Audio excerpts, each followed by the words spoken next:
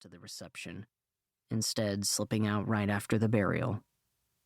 Almost everyone else had chosen to join us, though, and now the house was filled with low murmuring and somber but polite conversation. From my spot on the porch looking out at the yard, I heard Tanya speaking with my parents. "Do you know where Caleb went?" she asked. "I'm not sure," I heard my mom say. "Maybe out on the porch?" I didn't hear Tanya's response because something in the distance caught my eye. In the trees, I noticed a small black cat prowling around. My family hadn't had a pet in a long time.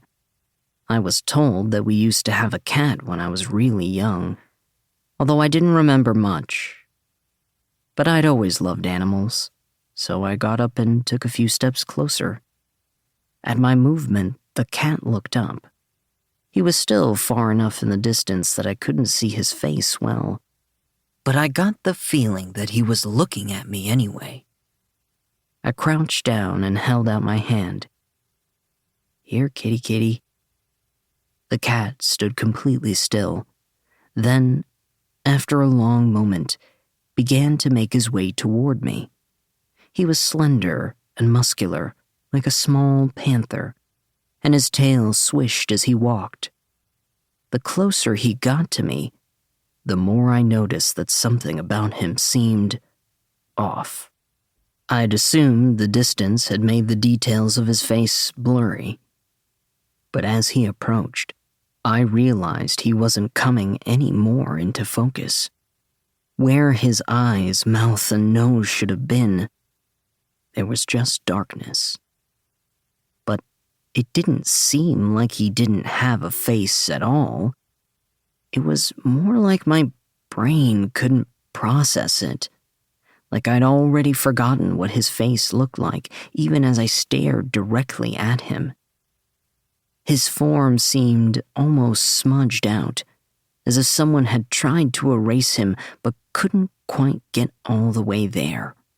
I felt the hair on my arms stand up, and even though it was almost 100 degrees out, I suddenly felt very, very cold.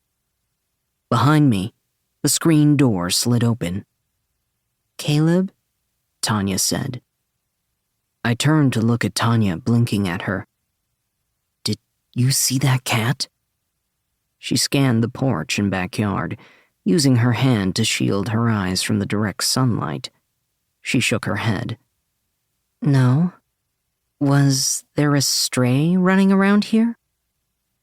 I looked back at the trees. The cat, of course, was gone. "I guess so," I mumbled. I sat back down in the rocking chair. Next to me, Tanya shifted her weight from foot to foot. "Do you want company?" she asked gently, almost hesitantly.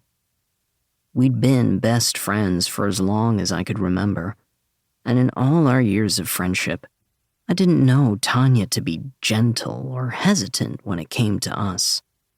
We were always so blunt with each other, never pulling punches or tiptoeing around each other's feelings.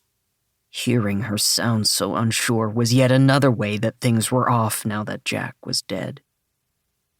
That was when it started to sink in for me. From now on, everything would be different. Nothing could go back to the way it was before. "I think I just want some alone time right now," I said quietly. She nodded. "All right.